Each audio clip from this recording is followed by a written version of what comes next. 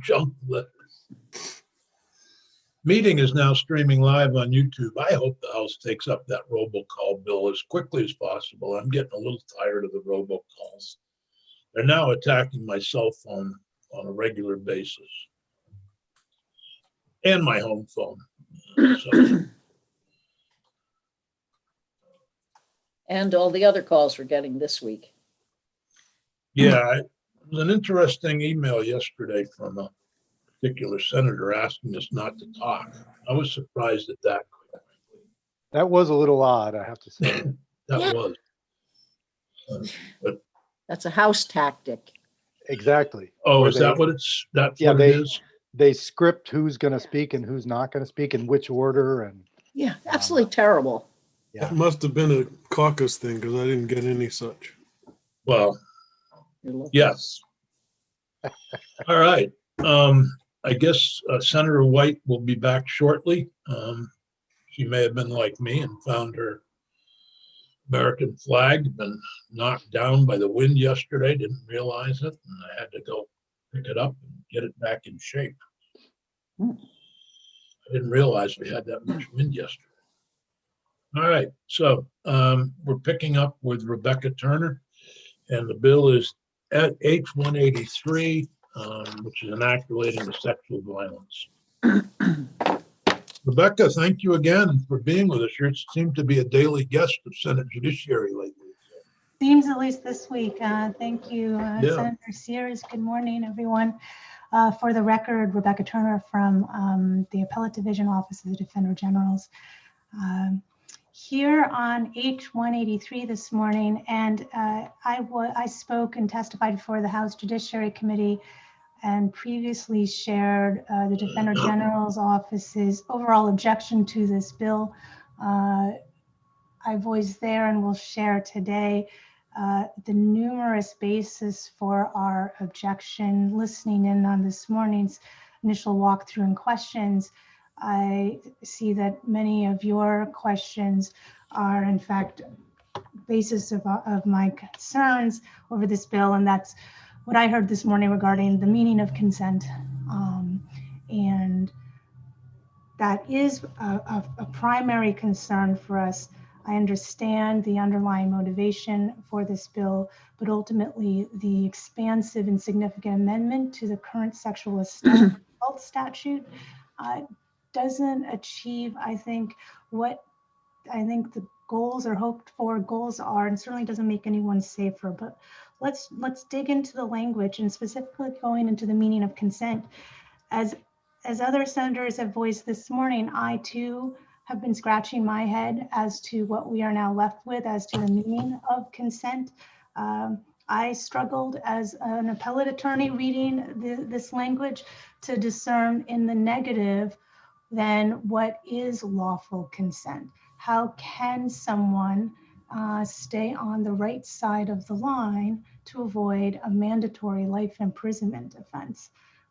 I think what is striking about this bill is it really constitutes substantial government regulation of the most private acts between consenting adults.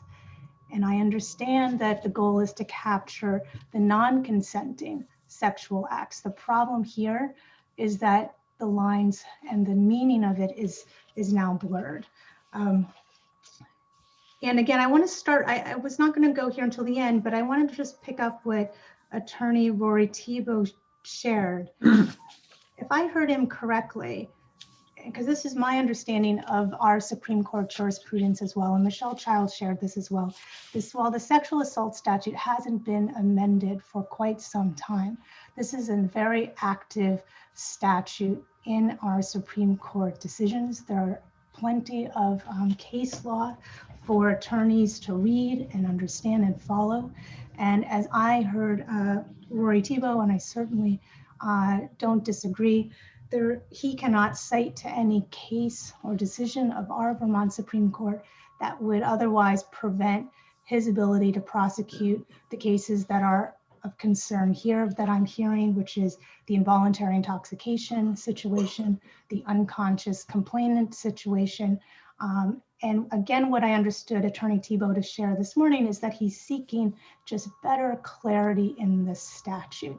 And I think that was striking because what we have here in this bill is actually further mudding of the waters and a lack of understanding. The other thing I wanted to point out too, right up front, is that if the concern is how to instruct the jurors on a case-by-case matter involving a sexual assault prosecution, as you probably already know, we don't have Supreme Court adopted jury instructions, which means that we have model jury instructions, which leaves it to the individual attorneys to put forward and request the most appropriate jury instructions relevant for the evidence that was presented at trial.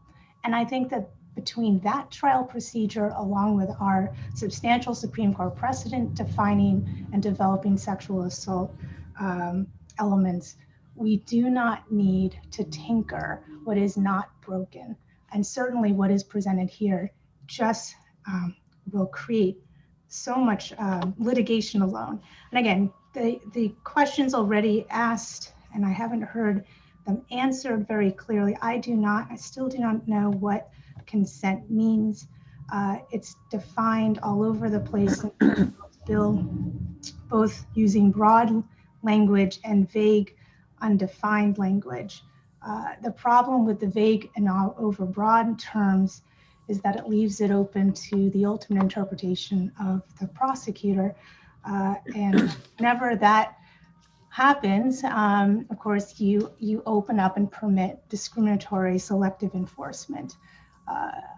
Attorney Tebow addressed that concern that I raised before the other committee by saying, well, no prosecutor will charge otherwise clearly consensual sexual assault. And my response is, we do the law, of course, and our constitutional rights to fundamental notice, due process. We do not rest on the good graces or discretion of individual prosecutors. Senator Benning already raised this as well. Whenever there is poorly defined terms, understanding here in this context, consent invariably shifts the burden to the defendant to prove that there was in fact consent. Again, that shifting of the burden to the defense to prove that he or she is innocent is not permitted under due process. Again, that burden lies with the prosecution squarely and is contrary to our fundamental principles of presumption of innocence. The other thing that hasn't been talked about before, and I'm going through this quickly, but I'm going to stop and maybe get a sense from you where you'd like me to focus, because I can go into each of these a little more deeply. But the next thing that I haven't heard talked about is the page 1, section 10 definition of incapable of consenting. It was talked about, this is where there's references to if you have physical or mental limitations, you are incapable of consenting. While the questions this morning raised what is the meaning of this, who interprets that, what I want to raise to this committee's awareness is the effect of that whoever falls within these categories, effectively, it establishes that even if they actually consent to sex, legally, they are not capable of consenting. If you think about the ramifications or implications of that, people who are physical disabilities, mental disabilities, adults who are otherwise able to consent to sex, want to have sex, to be legally stripped of that ability, is how I see the effect of that added language there, page 1. And then also Rebecca? Yes. Sorry, could you just draw that out a bit more? Sure. What is the example you're referring to there of somebody who would meet these definitions but should be allowed legally to have sex? So again, I'm looking at page 1 and section 10, incapable of consenting. And let's just look at 10B. 10B is physically incapable of resisting. And I used that phrase to just unpackage the hypothetical of someone who is physically disabled, perhaps and cannot stand on their own 2 feet, must rely on a wheelchair to move around. Is that enough that you can't, or you can't decline to participate in? You can't walk out of the room quickly if your chair is not there. Again, are we saying that certain people, just by their physical incapabilities of resisting, cannot then consent to sex? So I'm just pointing out that that's just looking at one example of one phrase. And I urge the House Judiciary Committee to bring in other witnesses who could speak specifically to the rights of these individuals. Now, they did hear from one person, but I suggested another group, and now I'm forgetting, but I certainly am happy to make other recommendations. Well, just to take your example, and to stay with B, I would think the last clause there, or communicating unwillingness to engage, even if we take the example that you're saying where someone might be a paraplegic and in a wheelchair, they would theoretically have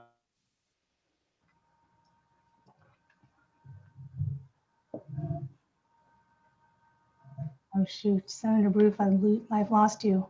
He's frozen. It's frozen. Okay, it's not just me. I always assume it's me when somebody freezes, but this time it's not, it's Philip. I can't discern where he was going. He dropped off at a critical part of his question. Yeah. Okay.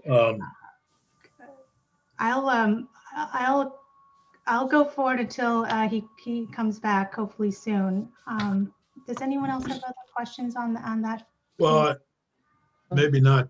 Yeah. On that 10, it looks like a rewriting of current law, is it not?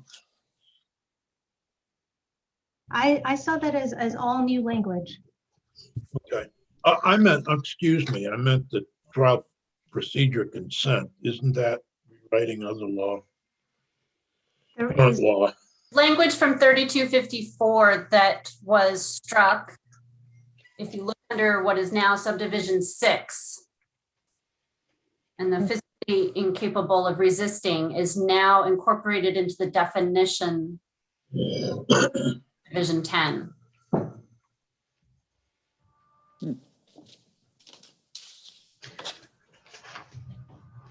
Michelle, I missed what you said, where that came from.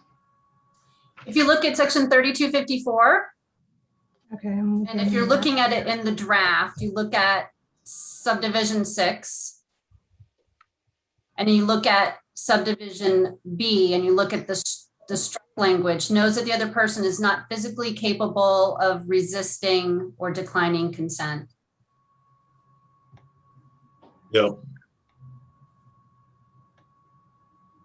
So, and I think Rory made a comment earlier around, I think somebody had asked a question, well, why is it a certain way? And to Rebecca's point around, because a lot of these statutes haven't been amended since they were adopted in the 70s. And there is a lot of case law built on that. We're trying to work within the existing framework without kind of doing a wholesale throw it all out, but trying to work with the existing structure. So the reason why 3254 is structured the way that it is because that's how it's structured in there currently. And so when there were provisions in there that might have, we were trying to consolidate for clarity. And so the physical piece is just brought in from 3254.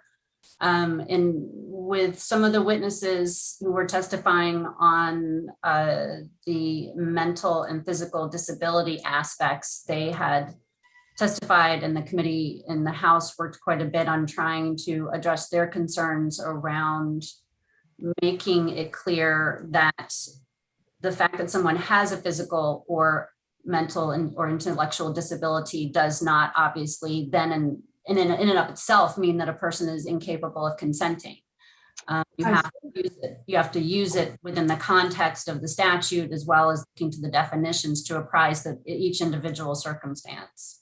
So there may be some situations where somebody has a physical disability or an intellectual disability where they're absolutely fully capable of consenting, and then there are circumstances where they're not.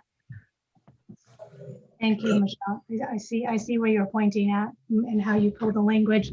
I think the significant change there, though, is that it is now divorced from the mens rea.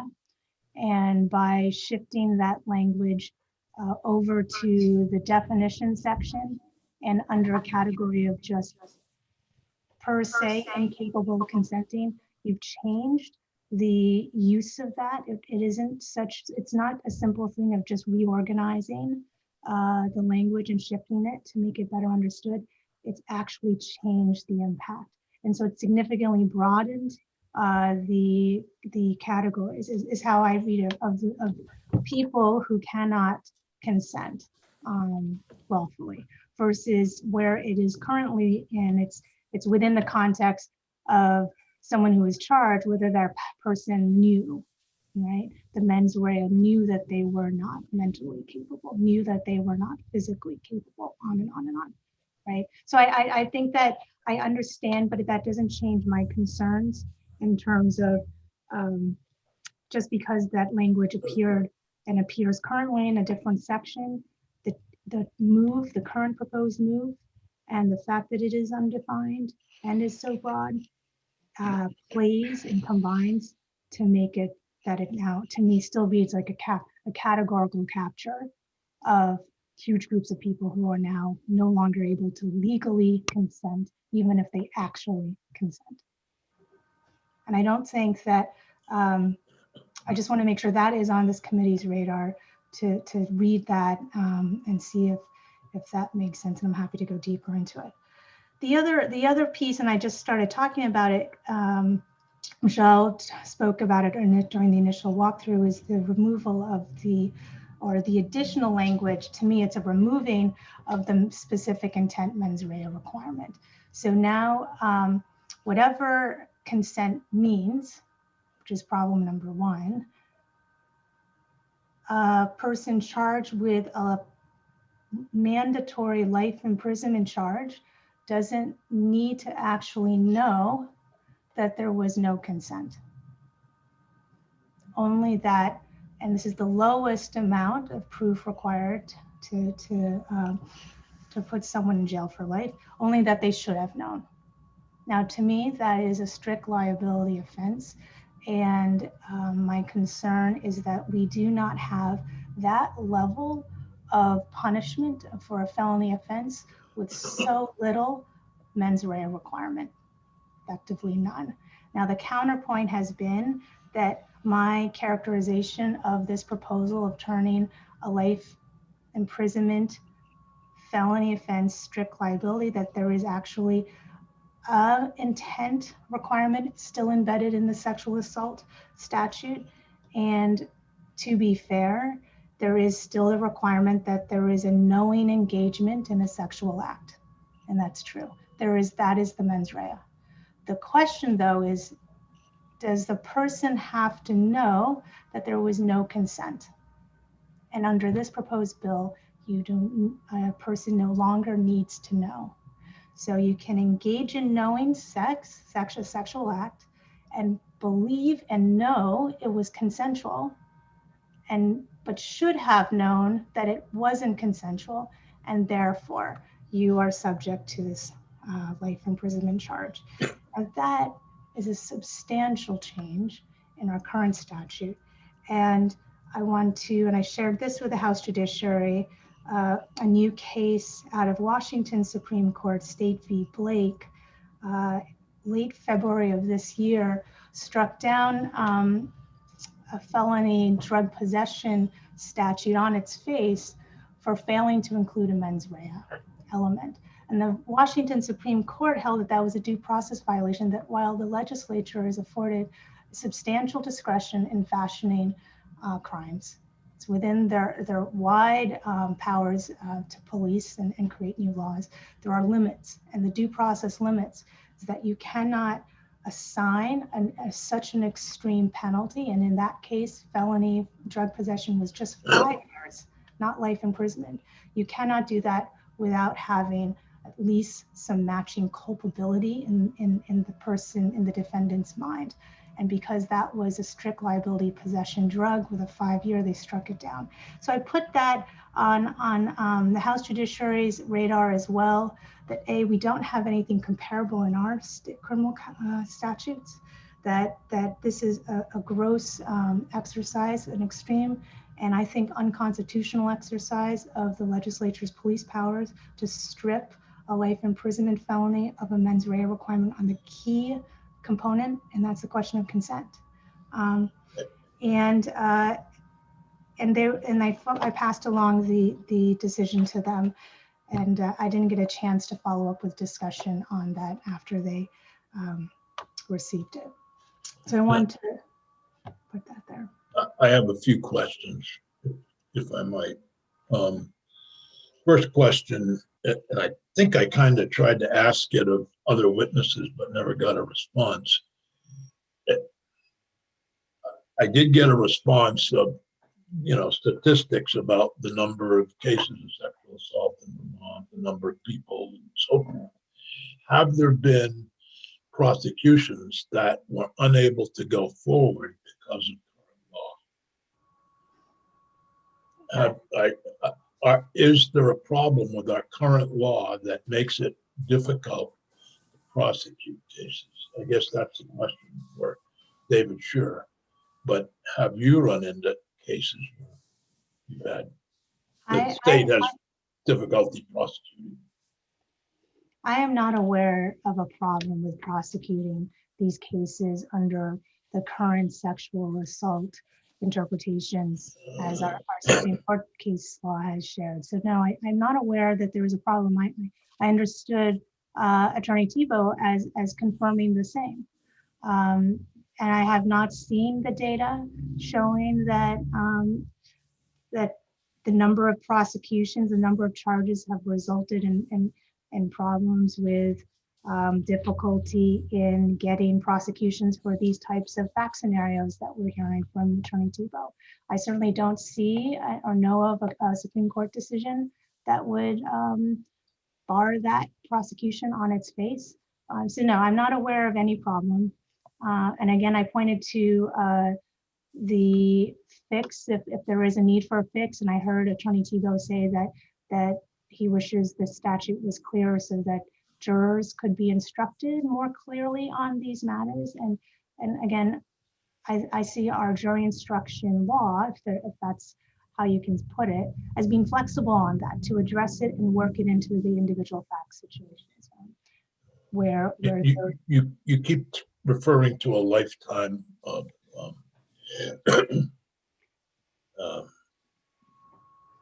sentence, but isn't it in fact a lifetime of supervision?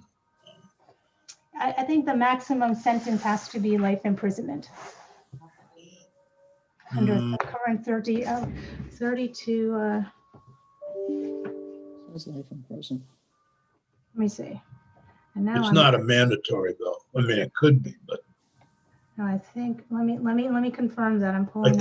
I thought when we redid the sex laws, it was mandatory life supervision, not necessarily incarceration. So at the bottom of page 2, it says F1 speaks to shall be imprisoned not less than 3 years for a maximum and for a maximum term of life. And in addition, may be fined not more than $25,000. Yeah. Right. Thank you. It is up to a maximum though. It's not a. Yeah. And I believe that there's further language somewhere that requires a lifetime supervision. That was one of the main things added to S1 back in 2011 or 10, somewhere in there. So, 2009, I think. God, time flies. I can remember because I was pregnant when we were working on that one. Yeah, I know. So it's easy. Yeah, so you got the ages. But yeah, that I just want to It isn't necessarily. Um, It's not necessarily that 3252F1, this section shall be in prison not less than 3 years and for a maximum term of life. Yep. That's not a mandatory maximum life imprisonment. no, Right. Okay. Well, it's a range, right? well, not less than Oh. 3 years. Less than It's a 3 mandatory minimum of 3 years, Yes. and No, and I obviously agree. a maximum of life. Well, I'll be curious to hear from Attorney Tebow on how he's been interpreting that statute, but that's great. So, oh, Rory, are you here to, would you like to count to, I mean, Yeah, I'll just interject that I don't think any court or prosecutors reading the life to be non-discretionary. And in fact, most sex assaults that resolve by a plea agreement have substantially shorter periods of both incarceration and supervised time. I don't believe there is currently lifetime supervision. But I associated with think what's lacking there is part of this, part of what we did. If it's aggravated sexual assault or sexual assault on a child, I believe it's a mandatory life supervision. I think that's what we did. well, and thank you for the clarification. And to the extent though that changes the due process point, which is again the risk It's of still exposure. Right.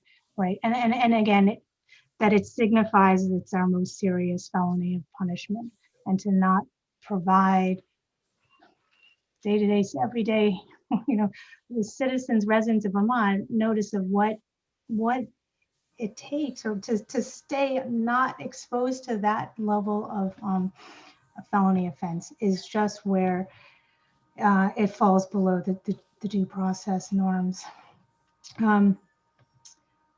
Senator Baruth, you're back, I think. I'm sorry, I had to. Yeah, Don? You froze up, Senator Yeah. Baruth. I think Burlington Telecom went out of business. They didn't pay their light bill. Yeah, it was a severe outage. I got actually booted out of Zoom altogether. But I can remember my point, and it was back on page 1, section 1, subdivision 10, incapable of consenting.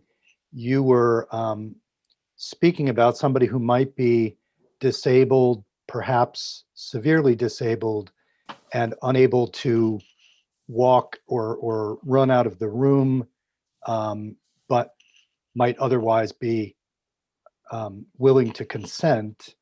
But I look at that last clause in B, which is, or communicating unwillingness to engage.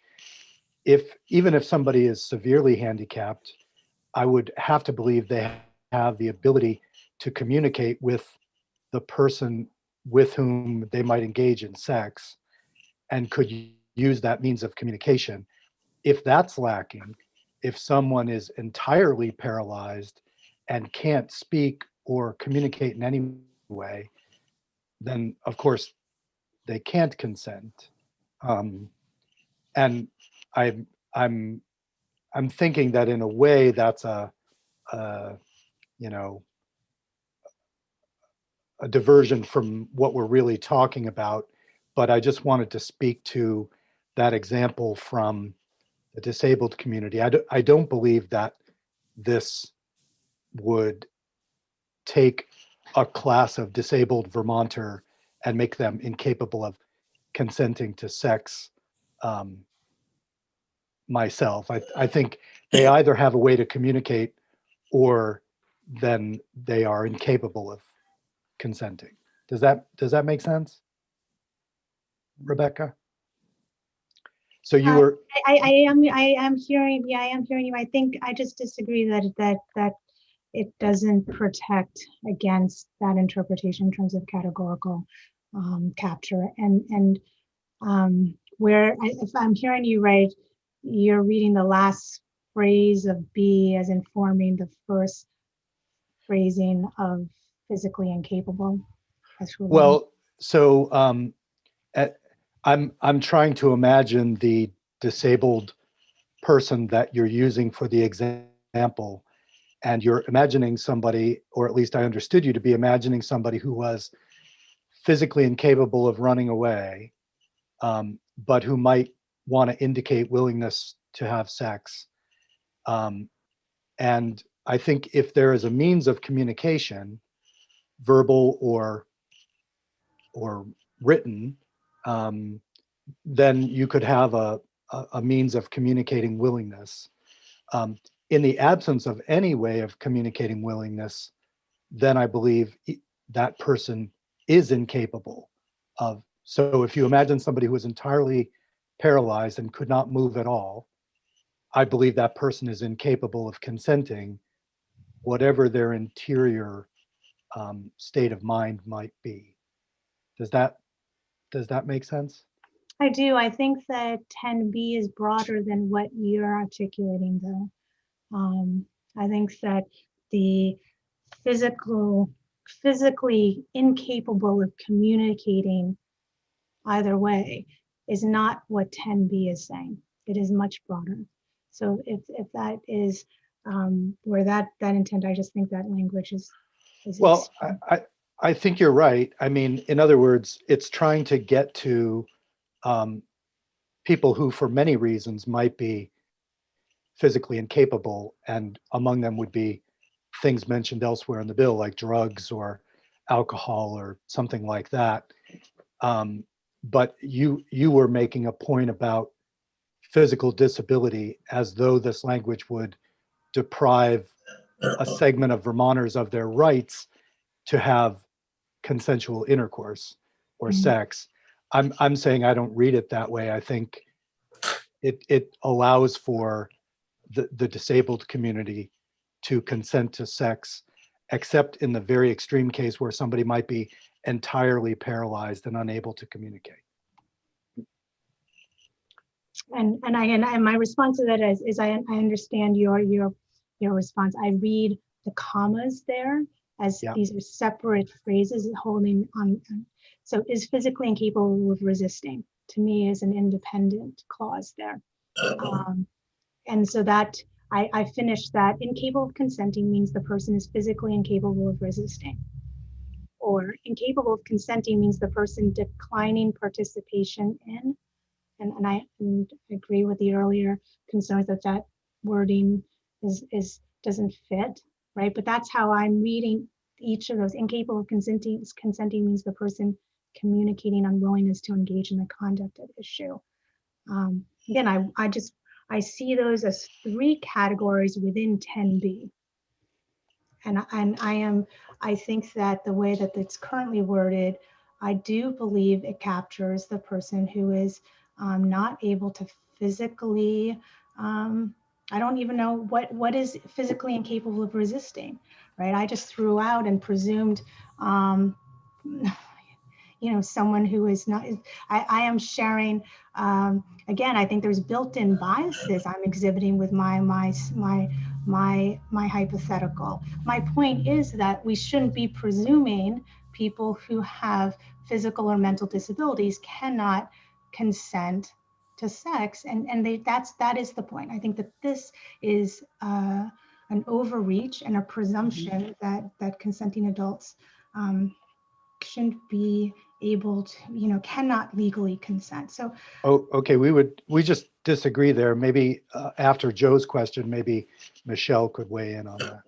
Well, before Joe asked this question, I'm just reading the chat. And thank you, Michelle, for giving us Title 10 Federal Definition 7 consent. And written the way it is seems to make a lot more sense than what I'm seeing in this bill. It's easier for me to understand what I'm reading here in the chat. And I like all the surrounding circumstances are to be considered in determining whether a person gave consent. And I don't see that there. So anyway, I just make that point.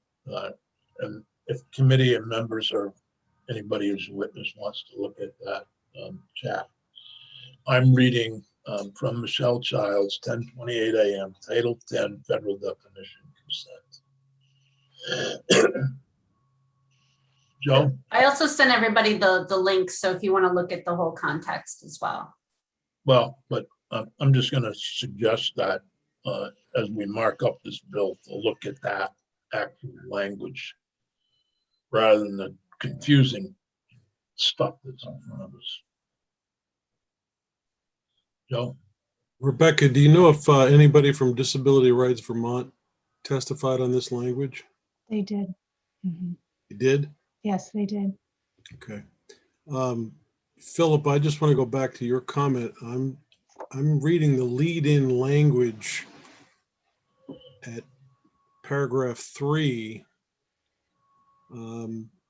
Where are you, Joe?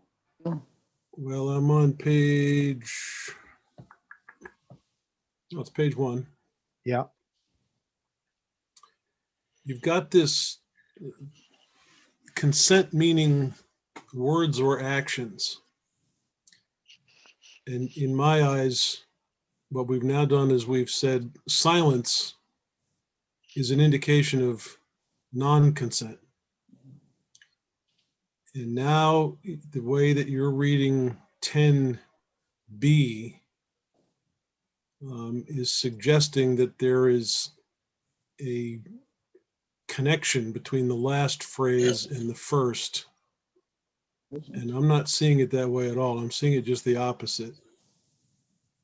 I'm still totally confused about what declining participation in has to do with that line at all, because if they're actually declining, then they are perfectly capable of consenting or not. I don't think that should be in there at all. But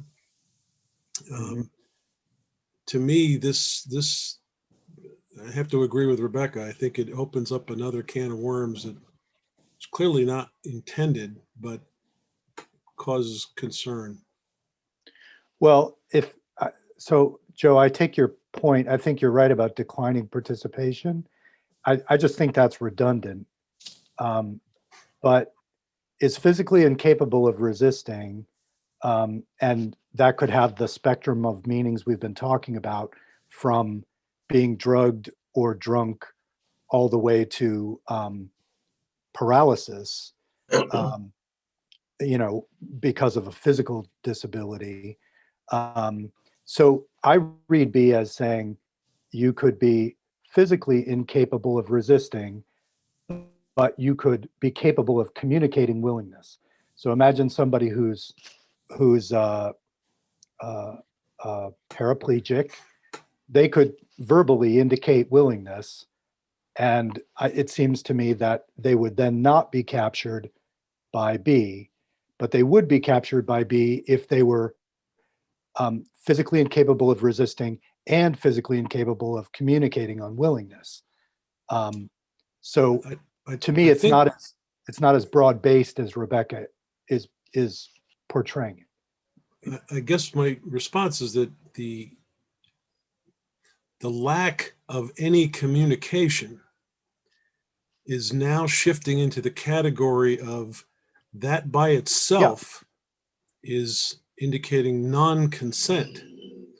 No, and I hear you, and I think that's a somewhat separate issue here. Not that they wouldn't come together in some cases, but here we're talking about the definition of incapable of consenting. Well, So I see that phrase as 3 separate entities. And hearing you read it all as one, and I guess I'm questioning the location of the commas, and the word "or" would clearly indicate to me, and I would argue it in court, that those are 3 separate sections to be considered. I would argue that part of the problem is they're trying to use the House was trying to use the federal definition, but tried to do something else with it. And it seems like the federal definition is clearer. To me, I'm just a non-lawyer who's sitting here trying to figure out how I deal with a problem that is perceived to me, to make sure that some person who commits an act, take the swimmer at Stanford again. Woman is completely intoxicated, is unable to respond. And two guys see him sexually assaulting her, and luckily they pull him off. And the guy is charged and gets, 6 months because he's a good swimmer. I think everybody's appalled at that sentence. Everybody's appalled at what happened there. We don't want to see that happen in Vermont. And so I think that's one case. But on the other hand, if you have an individual who thinks, I just don't understand some of the language that is just not clear to me. An expression of lack of consent through words or conduct means there's no consent. Oh, really? Which I think, as Joe pointed out, silence means non-consent. Yeah, so now the defendant has to bear the burden of proving in some fashion that there was. I'm really uncomfortable with this. Okay. I want to make sure I hear from David Scher this morning and Ingrid Jonas. So I'm going to move to David. Ingrid is only able to be here from 11:45. So I see Rory. We're going to mark this up next week, and hopefully you can join us then and continue this conversation. David, what's wrong with just using the federal definition and going from there? Senator, for the record, David Scher, the Attorney General's office. Senator, I have not, that just came up now in terms of looking at that, and I have not had a chance to review it. I apologize. Been among committees this morning, but I will say that we're certainly open to making sure that we appreciate the committee's concerns on this. We don't want to run into overbreadth problems, constitutional problems, vagueness problems in these very important cases, and we are happy to work with the committee to consider definitions that are as clear as possible. So I express openness to looking at that and figuring out what might be workable, but I would need a chance to really look at that. In concept, I do want to say just the Attorney General's office does support the purpose of this bill. I think it's addressing really important issues. And again, we do appreciate the committee's care in looking at these statutes. I wanted to make a couple points and then really just make myself available for discussion, because I think the sort of detail-oriented discussion the committee's having is important. And I, again, want to reiterate that we think that this subject matter is incredibly important in making sure that we are criminalizing the behavior that needs to be criminalized is really, essential to protecting Vermonters. And I think the network did a nice job summarizing the issues there. One point that I wanted to make that hasn't been discussed at the very beginning is the affirmative definition of consent that you find right on page 1. We do support this language, and I'm specifically referring to adding knowing and to the consent, and we have testified that way in the House.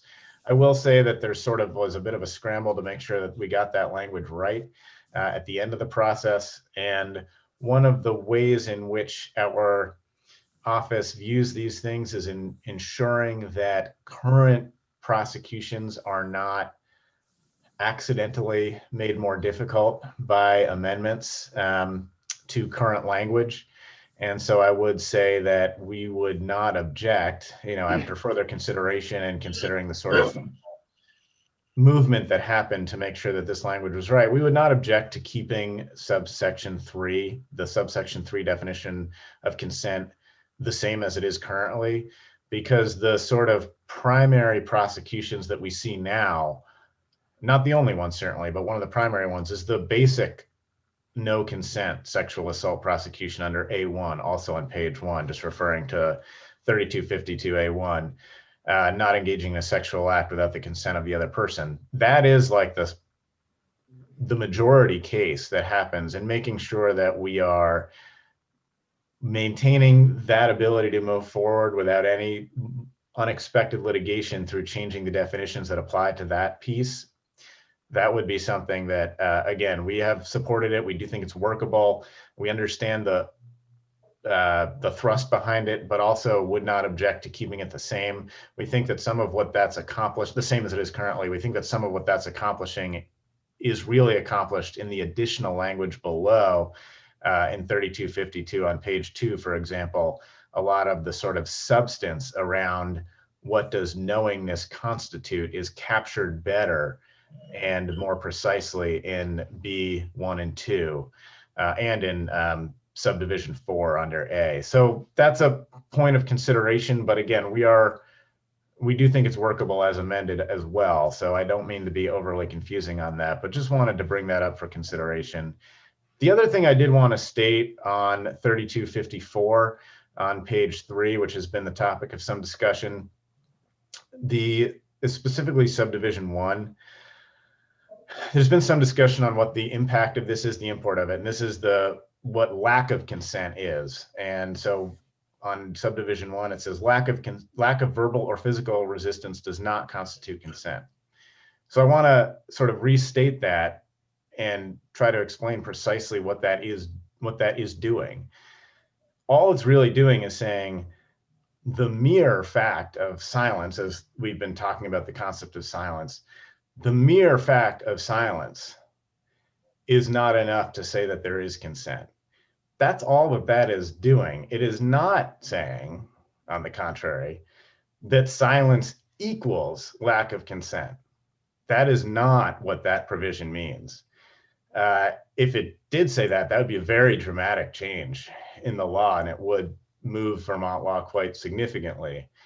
I actually don't think this is moving Vermont law that significantly. All it's saying, again, if we're going to take silence as one of the examples under which a set of facts could proceed on this, is that the mere fact of silence alone is not enough to constitute consent. In other words, the simple fact of silence can't be brought up as a definitive defense, because there are other things that could have been indicated, as State's Attorney Thibault talked about, in terms of how an encounter might unfold that would indicate a lack of consent. And that should still be arguable and perhaps dispositive depending on the specific facts.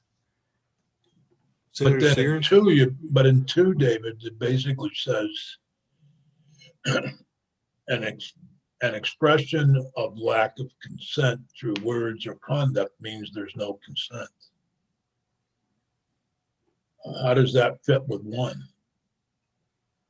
Well, I think that they're addressing 2 different things. If there's an affirmative, a known, showable expression of a lack of consent, that's a very clear indicator that there is no consent. And this is the law stating plainly that that's the case. So if somebody says no, that means there's no consent. Or if somebody, moves away or whatever the specific facts might be, that means or tries to get away, which could be conduct, that means there's no consent.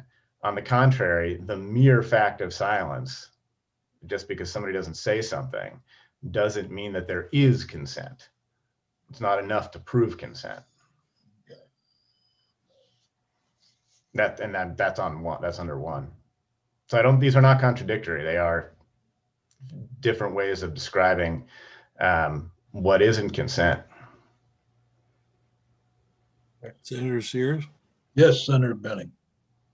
David, I am concerned about your position on this, because the way the law currently reads, there is a discussion of whether there was or there was not consent. And it's always the burden of the state to demonstrate its case. I haven't heard anything yet about difficulty in prosecuting a case with that language just the way it's written that would require us to now make a plain statement that lack of verbal or physical resistance does not constitute consent. That, to me, shifts the burden over to the defense. And in the absence of cases where prosecutors have been hamstrung because they lost a battle on whether there was or was not consent, I don't understand why we're changing it. No, I think what that does is makes clear that resistance doesn't have to be physical resistance. There doesn't have to be some sort of a fight or something like that in order to show that But that's, it's expand. I think it's clarifying that we're talking about various forms of what resistance might mean. And I think that's all I actually don't see this as being a dramatic change to current law. I understand that's a point of contention here, but I don't actually see this being a huge shift from what the current statute says. And I don't think it's a burden shift either. I think it's simply saying that evidence that there was, again, I'll return to the example we've been using. The mere fact of silence is not enough to say that there was consent. That's just saying that that's not a burden shift. That's just saying that a defendant can't say, well, I didn't hear anything, there was nothing said, and therefore there was consent. And that's just saying, like, that can't be enough. There's got to be enough by itself. It may, in fact, be part of a pattern of conduct that sort of demonstrates that there was consent, but it's not enough. But what you just said, David, leads me to the question of why are we doing section 3? yeah, you're moving from the word may to the words does not. And that to me is pretty clearly a shift from current law. And why are we doing this if there's no cases out there demonstrating that this has been a problem in prosecutions? I think, again, Senator, we are trying to ensure that this is not an issue in terms of understanding what constitutes consent and being able to bring cases and ensure that we are not privileging behavior or sort of willful lack of understanding or something of that nature, which might present a defense that makes it harder to bring a case. But again, I don't think the burden still certainly remains on the prosecution to show the lack of consent ultimately. Well, you've stripped an ability of a defendant to make any argument in this area, as I see it.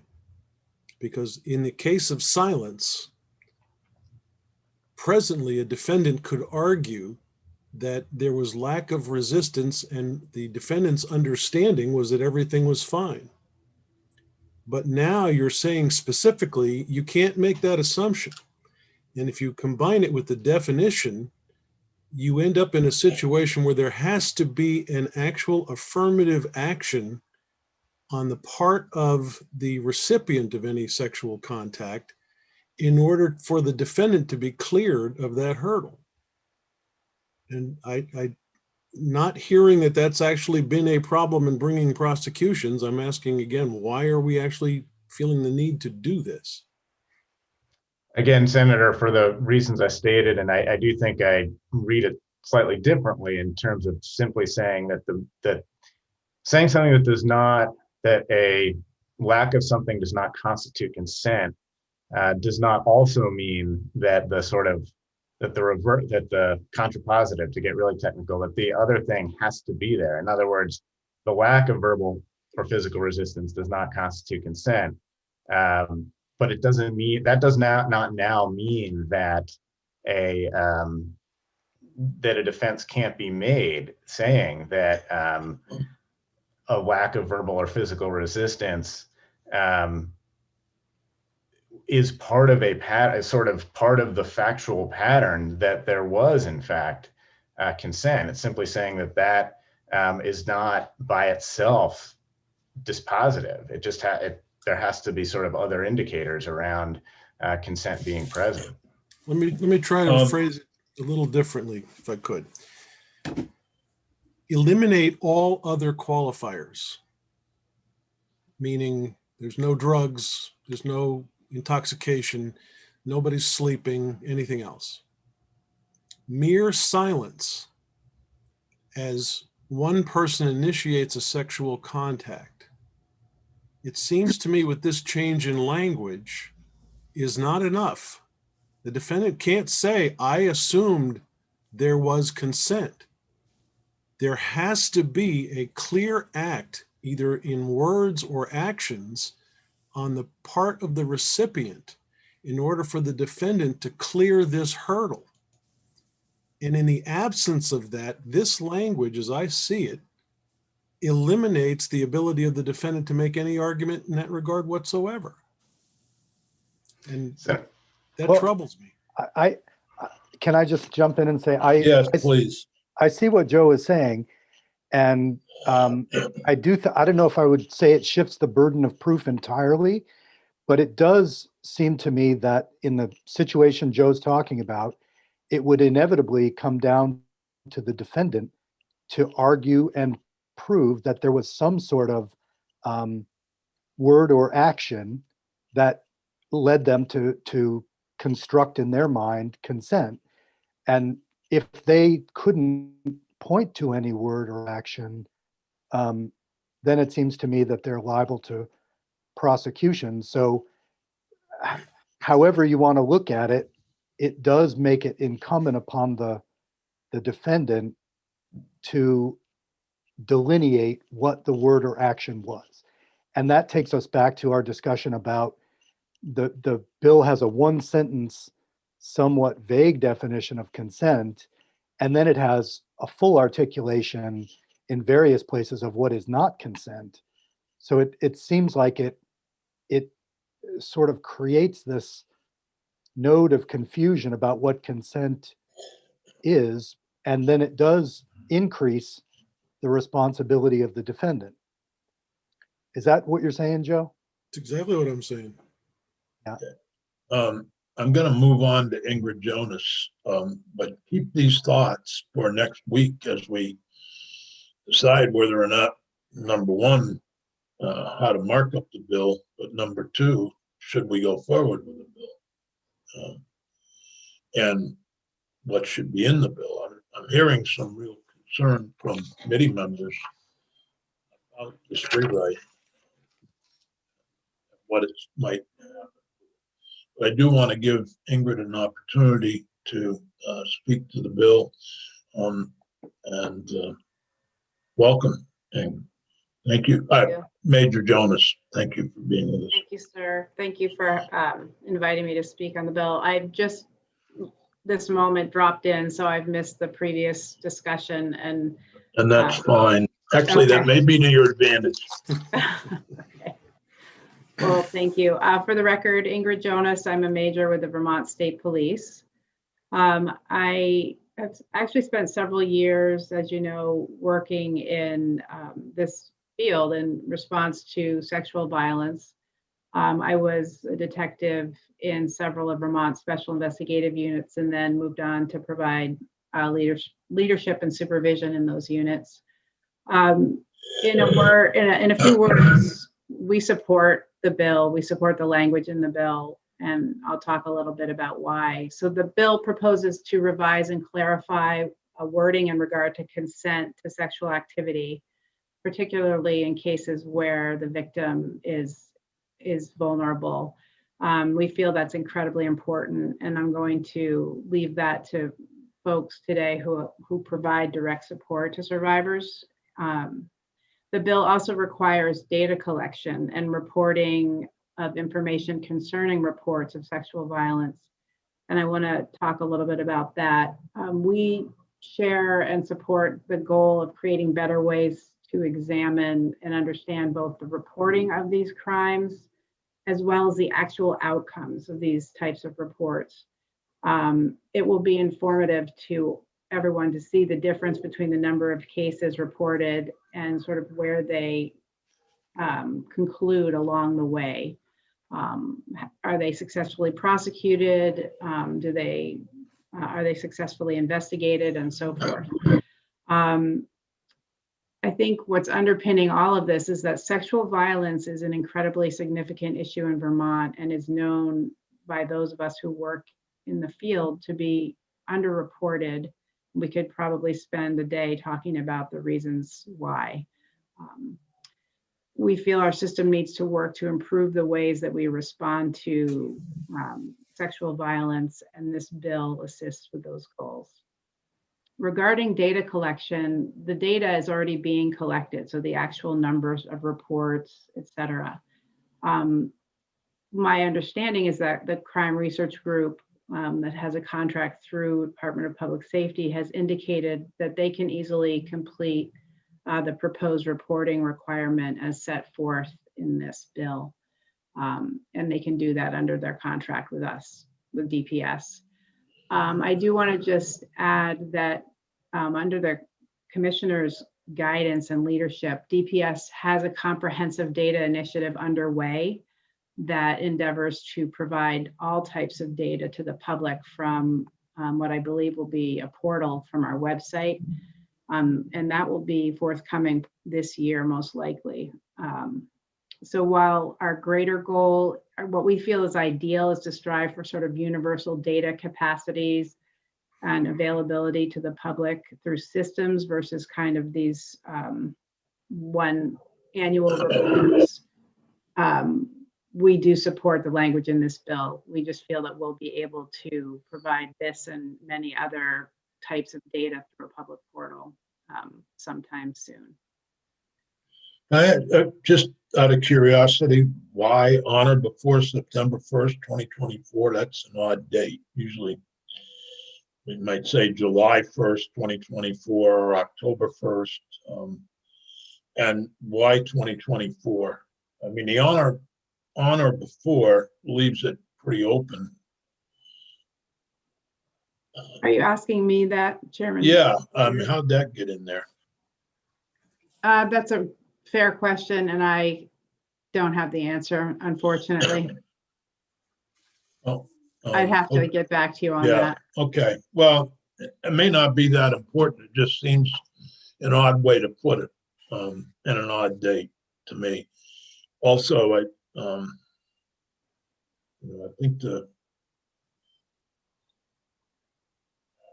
Senator White speaks about reports and is really troubled by the number of reports we ask for and what happens to the information.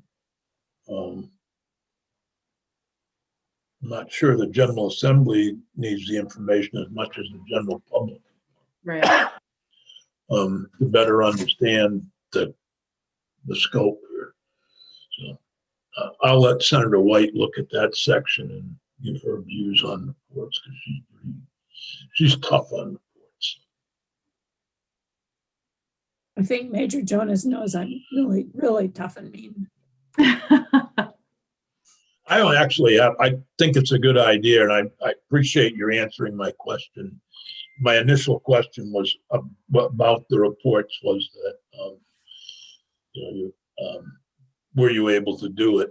Were we adding a new burden? And you've answered that, so I appreciate that. We're able to do it, and we're hoping that, well, certainly in partnership with Crime Research Group, and we're hoping that, again, there'll be much more global data available to the public and anybody who's interested in that.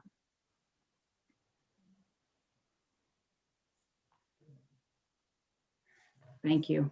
Any other questions from Major Jonas? Major, thanks for being with us this morning. Thank you all. Take care. Committee, this is not a simple bill. Is there ever a simple bill in this committee? Yeah, there are once in a while. Hopefully the bill we take up next week on, there's usually something simple, once in a while we get something. Robocalls. Robocalls, try to find somebody who likes robocalls.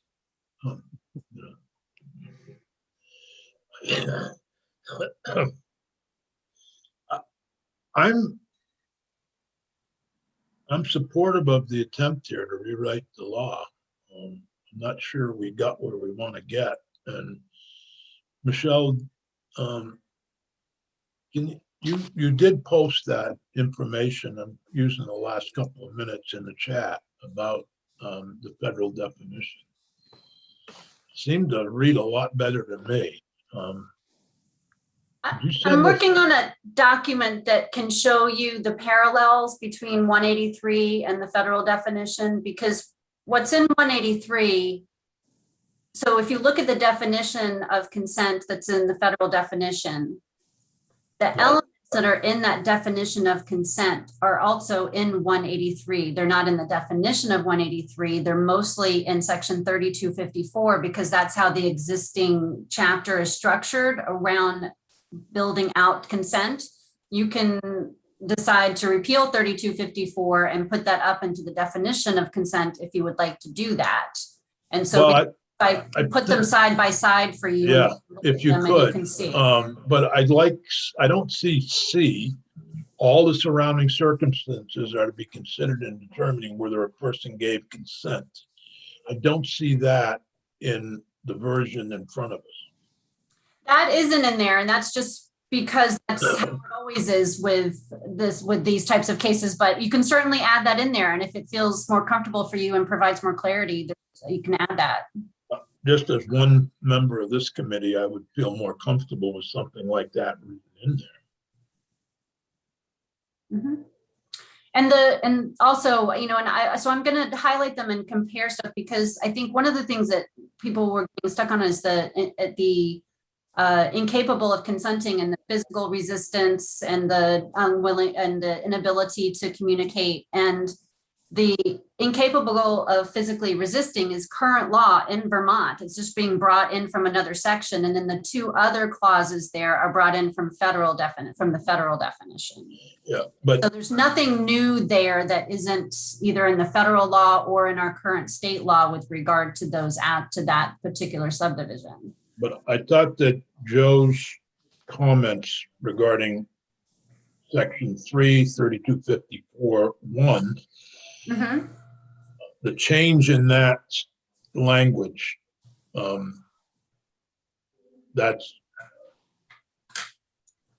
is that in the federal definition?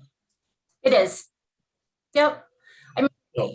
And you don't have to obviously go with that. You could go with the existing language there and add in the verbal or physical. So, I mean, I hear what Joe's saying, but I don't see it as big of a change again as he does, just a difference of opinion between the two of us. So, but you could say, if you're really uncomfortable with the new language in subdivision 1, I mean, I don't know what the witnesses would think, but I think, you could just rely on the existing law. Lack of it may be shown without proof of verbal or physical resistance. And I think I heard the Attorney General say, or Attorney General's office say, that on page 1, section 1(3), don't need the words knowing and voluntarily. It just they could be left as law. Right. I think you can interpret a knowing element with the word voluntary. So I don't think it's absolutely necessary. I would agree there. The question is, will you at some point, if you decide to mark up the bill, kind of do an overhaul of the consent definition and bring some of the 3254 aspects into the definition of consent rather than having the 3254. I'm trying to prepare so that next week we can either decide we can do this bill this year or we can't do this bill this year. If we really, in fact, are to be done by that our final week of committee time will be the week of the 19th of April.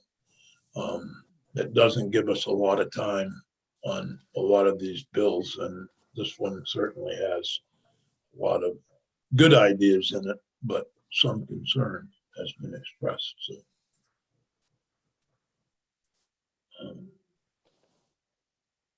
So let's do the best we can, see where we get at next week, and if you can send out all of the people who are here today some copies of that side by side and some other thoughts, that'd be helpful to all of them.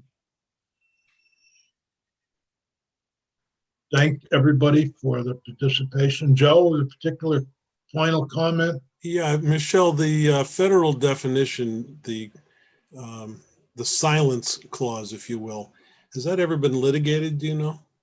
I'll check. Okay. Because our current version of that phrase has been litigated. There is history there. I'm just kind of curious if the feds have actually looked at that specifically. I think it's time